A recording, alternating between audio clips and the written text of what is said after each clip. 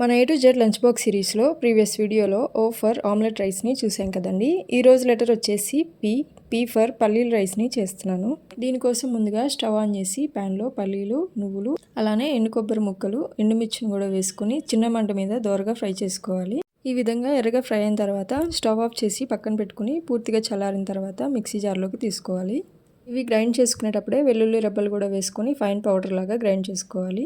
ఈ విధంగా గ్రైండ్ చేసి పక్కన పెట్టుకోండి. మరలా స్టవ్ ఆన్ చేసి కడాయిలో 3 స్పూన్లు ఆయిల్ వేసుకోవాలండి. ఈ ఆయిల్లో ఎండుమిర్చి, 1 స్పూన్ ఆవాలు, 1/2 స్పూన్ జీలకర్ర వేసి దోరగా ఫ్రై చేసుకోవాలి.